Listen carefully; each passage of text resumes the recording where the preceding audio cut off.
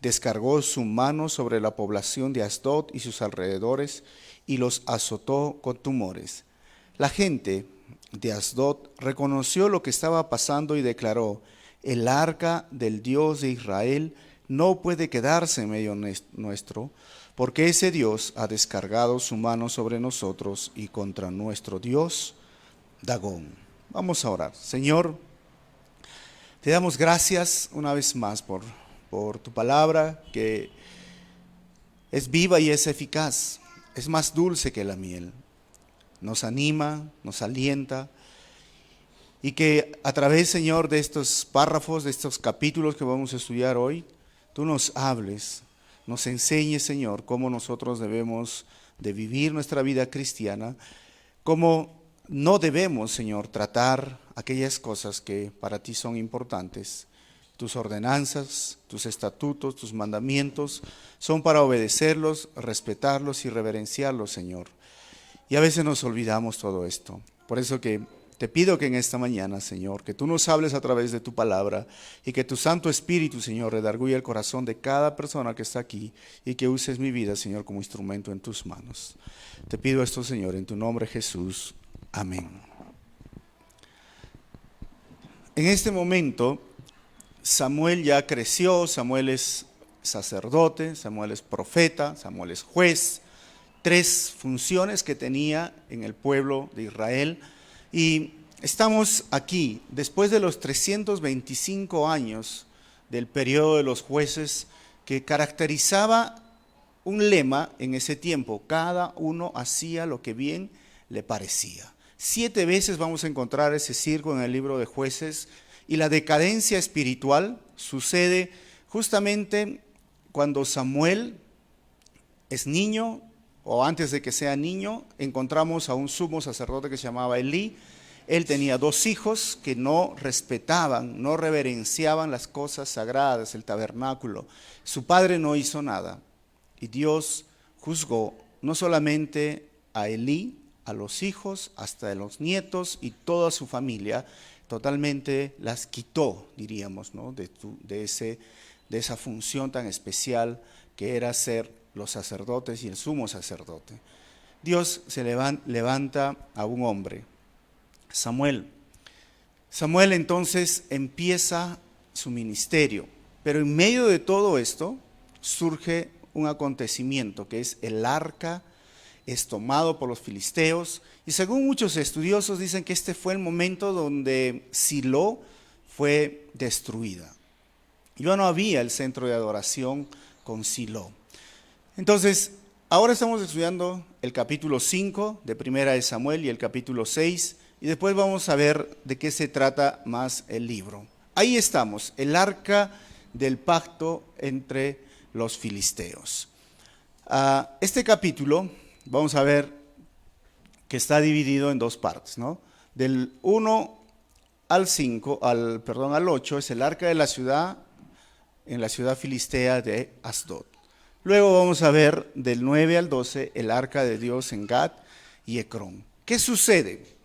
Recordemos que los filisteos es un pueblo enemigo de Dios. Versículo 1 dice: después de capturar el arca de Dios, los filisteos la llevaron de Ebenezer a Asdod y la pusieron junto a la estatua de Dagón en el templo de ese Dios.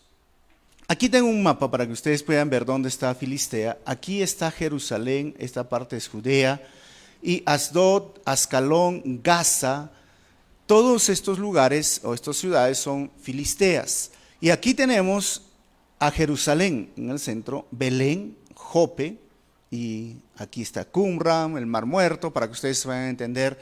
Esa parte es filistea.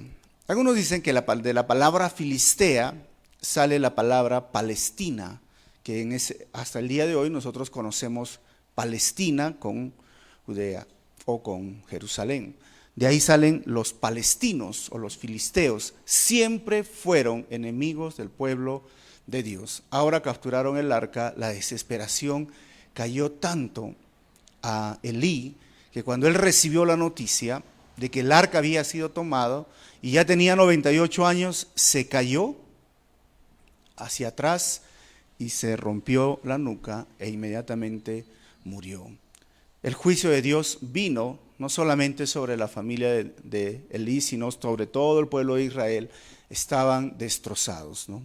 Esta es la imagen del dios Dagón, que uno lo puede encontrar en las esculturas, que es la mitad hombre y la mitad pez. Y ellos creían que era como el padre de Baal, el dios de la fertilidad, el dios que les traía lluvia, les traía bendición. Para los filisteos no había otro dios que este dios, Dagón. Y dice que lo pusieron el arca al costado. ¿Qué sucedió? Versículo 3. Al día siguiente, cuando los habitantes de Asdod se levantaron, vieron que la estatua de Dagón estaba tirada en el suelo, boca abajo, frente al arca del Señor, y así que la levantaron y la colocaron en su sitio. ¿Cómo sucedió esto? Miren, los filisteos se levantan, el arca estaba ahí y su Dios tirado, como que haciéndole reverencia, ¿no?, al arca. Y dijeron, ¿qué pasó acá? Alguien lo hizo caer, se removió, bueno, lo volvieron a poner.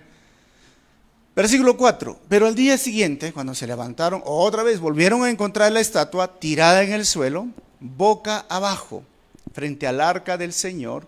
Sobre el umbral estaban su cabeza y sus dos manos separadas del tronco. Y ahí ya ellos se dieron cuenta de algo que no estaba bien. Entonces llegamos a un punto donde ellos van a pensar que es casualidad, que está sucediendo, es un accidente. Versículo 5, por eso dice, hasta el día de hoy ninguno de los que entran en el templo de Dagón de Asdod pisan el umbral, ni siquiera los sacerdotes. Y cuando la Biblia dice hasta el día de hoy, no significa hasta el día de hoy 2018, ¿no? Significa que hasta el día en que se escribió ese libro, el libro de Samuel. Entonces, en esa área se asustaron tanto que ninguno de los sacerdotes quiere pisar. Si pisaban, se sentían que iban a morir. Qué curioso que sucede todas estas cosas y siempre podríamos llegar a dos situaciones. ¿Es casualidad o es causalidad? ¿Qué piensan ustedes? Si fuese casual, pero una vez, dos veces, o hubo una causa que provocó todo esto. Y llegamos a un dilema que hoy en nuestro contexto lo tenemos: evidencias versus creencias. Ellos, al no tener una explicación de lo que estaba sucediendo, decidieron creer algo que ni siquiera estaba fundamentado. Dijeron, ¿saben qué? Mejor no pisamos este lugar. Frente a las evidencias, el ser humano, en su deseo de adorar a ídolos o ser místico frente a todo esto, se ponen en situaciones que a veces llegamos a lo absurdo frente a una evidencia que hay un ser superior y hay un ser, ustedes recuerdan, que no habita en templos hechos por manos humanas. A veces es triste que las creencias se forman incluyendo en la iglesia evangélica. Hay iglesias que adoran más a su pastor, al siervo, que a Dios. Hay iglesias que adoran más el templo, el lugar donde se reúnen, que la misma presencia de Dios. Y frente a lo inexplicable, porque puede suceder algo espectacular, los seres humanos deciden tener creencias. Es cierto, las cosas sagradas son muy importantes, Dios levanta hombres, pero al final Dios, el Creador, es el único que es digno de alabanza y adoración. Así que ellos, al ver las evidencias, dijeron, algo sucedió o hay algo que está místico, algo inexplicable. Y vamos a ver qué sucedió. Versículo 6, el Señor descargó su mano sobre la población de Asdod y sus alrededores y los azotó con tumores. Vamos a seguir leyendo, ¿no? Miren, cuando nosotros realmente cerramos nuestros oídos a Dios, Él a menudo va a encontrar otra manera de hablarnos. Y tal vez no nos va a gustar esa manera. Dios les estaba mostrando, ustedes tomaron algo que significaba en ese tiempo la presencia de Dios y ahora su Dios no solamente una vez, sino 2 veces caídos. Dios les estaba hablando, pero ellos decidieron tener, como entre comillas, creencias. Ahora Dios les va a hablar de otra manera. Empieza un problema, una enfermedad. ¿Qué enfermedad era? Hay 2 teorías frente a esta enfermedad que sucedió, tumores. Algunos dicen que fueron los hemorroides. Ustedes saben qué son los hemorroides, no necesito explicarles más, ¿no? Y algunos dicen que es la peste bubónica. La peste bubónica produce también tumores, malestares, diarrea, vómitos, igual que la hemorroides, malestares muy fuertes. Y la gran mayoría se inclina por la peste bubónica porque aún la Septuaginta tiene un versículo añadido frente a este versículo 5 y explica que la relación también, tumores y ratas, la podemos relacionar con la peste bubónica, que no solamente fue ese tiempo, han surgido durante muchos años y hasta el día de hoy tú puedes ir a ver algunos lugares en Europa, tanto aquí en Lima, a veces también la peste le llama, puede ser el cólera, puede ser cualquiera, pero vas a encontrar cráneos en algunos lugares, ¿sabían? Donde sucedieron estas cosas y no pudieron controlarlas. Y es tan difícil porque el versículo 7 dice, la gente de Asdod reconoció lo que estaba pasando y declaró, el arca del Dios de Israel no puede quedarse en medio nuestro, porque ese Dios ha descargado su mano sobre nosotros y contra nuestro Dios, Dagón. Así que al no querer escuchar, Dios mandó tumores, Dios mandó enfermedad. Y ahora ellos se dan cuenta de que ya es Dios, escuchemos. ¿Ok? Bueno, yo diría que en lugar de someterse y humillarse a Dios, ellos se deshicieron del arca del pacto. En lugar de agarrar, como dice el versículo, miren, ya, el arca de Dios no puede quedarse, reconocieron lo que estaba pasando, en lugar de decir, Señor, perdónanos, hemos hecho algo que no debíamos, ¿qué hicieron? No, ¿sabes qué? Este es mucho, ¿no? Mejor este problema no me lo tengo yo.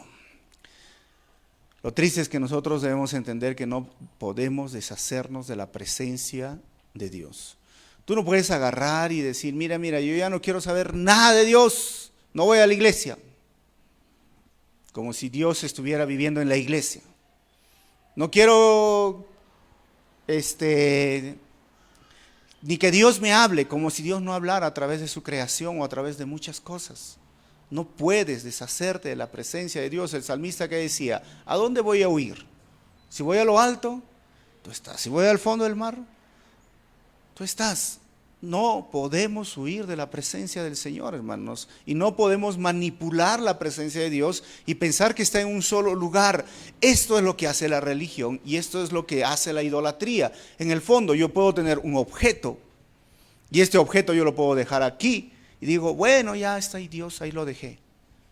O Dios está en la iglesia, pero en tu casa no está Dios, en tu habitación no está Dios, en tu lugar de trabajo no está Dios. Dios está ahí.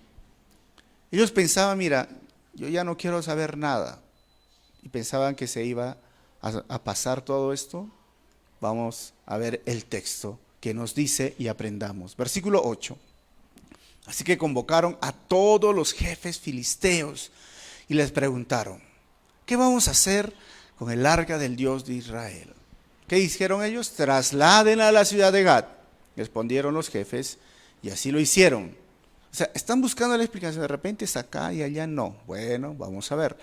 La segunda parte, el arca del pacto es trasladado a Gat. Ahora, versículo 9 dice, pero después de que la trasladaron, el Señor castigó también a esa ciudad, afligiendo con erupción de tumores a sus habitantes, desde el más pequeño hasta el mayor, y eso provocó un pánico terrible.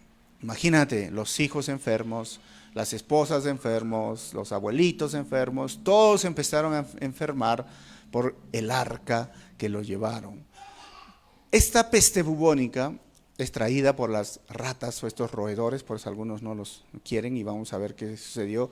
Y hasta el día de hoy existe la peste bubónica y Ahora sí hay un tratamiento, hay un cuidado, pero antiguamente no tenían todo esto.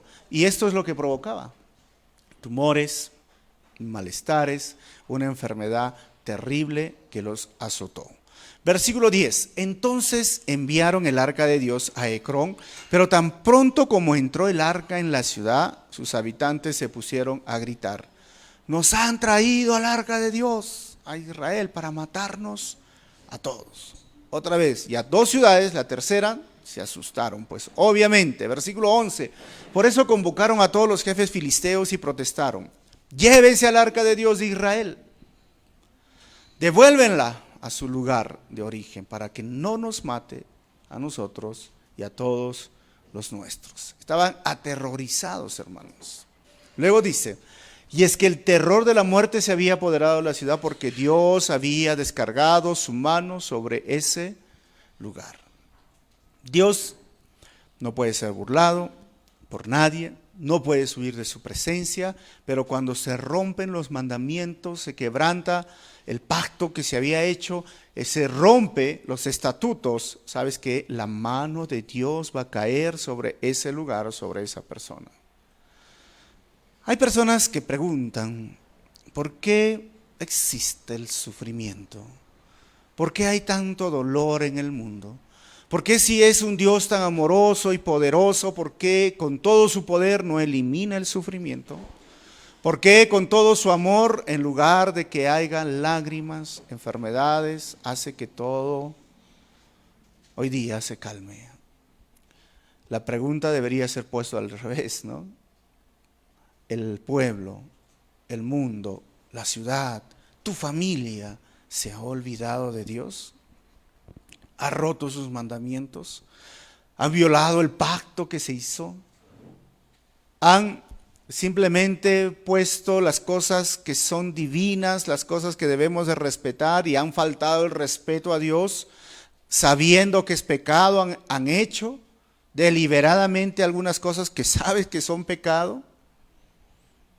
Pues la mano de Dios viene sobre un lugar, sobre una ciudad, sobre un país, y está puesta sobre el mundo entero, porque el mundo entero le ha dado la espalda a Dios. Versículo 12. Los que no murieron fueron azotados por tumores, de modo que los gritos de la ciudad llegaban hasta el cielo. O sea, imagínense, era una ciudad llena de dolor, de sufrimiento, y ahí estamos. Básicamente entraríamos en dos puntos, ¿no? Bendición o maldición. Se supone que el arca del pacto sea un lugar de bendición, o es un objeto en el mundo, en el antiguo pacto, de bendición.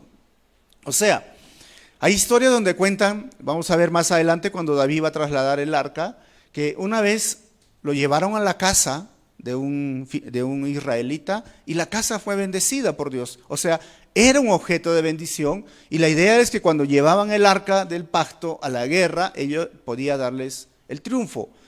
Pero también en este momento vemos que puede ser un objeto de maldición. Pero llega a ser un objeto de maldición cuando ellos rompen realmente los principios establecidos sobre esto. El apóstol Pablo, en 2 Corintios capítulo 2, versículo 15 al 16, hace algo muy parecido y nos dice que el mensaje de salvación también puede tener ese mismo efecto. Es decir, aquellas cosas que tú sabes, la salvación que tú tienes o que compartes, puede realmente ser y es de bendición, pero puede llegar a ser de maldición. ¿Y cuándo?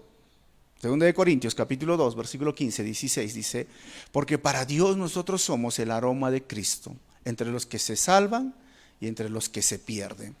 Pero para estos somos olor de muerte que los lleva a la muerte, para aquellos olor de vida que les lleva a la vida. ¿Y quién es competente a semejante tarea?